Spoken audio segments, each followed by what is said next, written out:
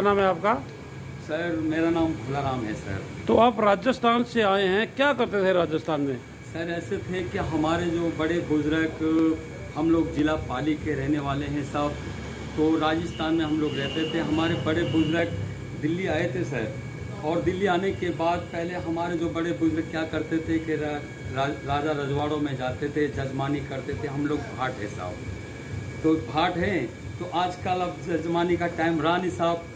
यही मेरी जो कला है, हमारे परिवार इसी कला से ही माध्यम से हमारे परिवार चलता है। जो ये पेपर कटिंग का हम लोग प्रोग्राम करते हैं। तो जो आपने अभी कला दिखाई है, ये कला दिखाने के लिए आप हरियाणा में आए, हरियाणा कैसे चुना? सर हरियाणा तो काफ़ी में हमारे जो बुजुर्ग थे वो आया करते थे, हमारे बाप दादा से लेकर। तो मैं भी उस वक्त छोटा था साहब, तो मैं साथ में रहा करता था पापा के साथ। तो पापा ने ये कहते थे कि बेटा हरियाणा में कितनी हमें मदद मिल रही है। उस समय सुई का काम करा करते थे हमारे बड़े बुजुर्ग।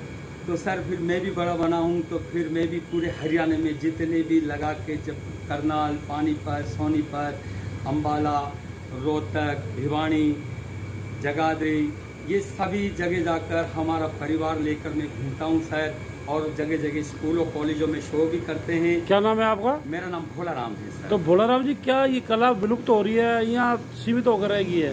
जीवित होकर तो रहेगी सर जी। जो इन जिनको कोई सीखने के लिए इंटरेस्ट रखे तो जीवित है साहब। क्या नाम कहते हैं इसको? हैंडीक्राफ्ट?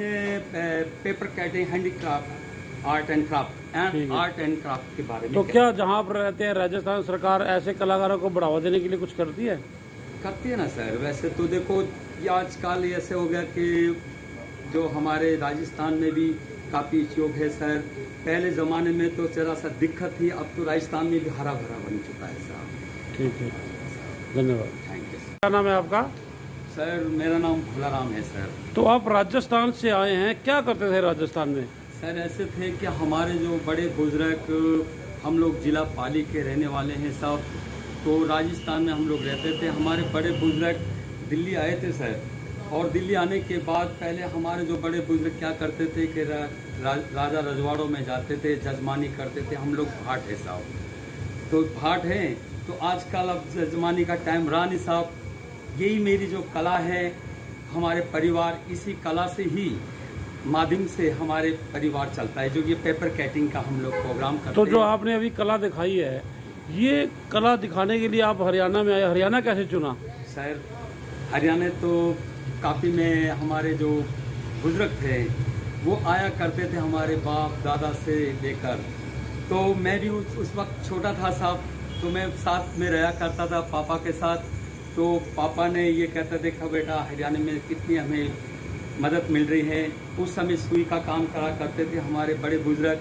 तो सर फिर मैं भी बड़ा बना हूँ, तो फिर मैं भी पूरे हरियाणा में जितने भी लगा के, जब करनाल, पानीपत, सोनीपत, अम्बाला, रोहतक, भिवानी, जगाधरी, ये सभी जगह जाकर हमारा परिवार लेकर मैं घूमता हूँ सर।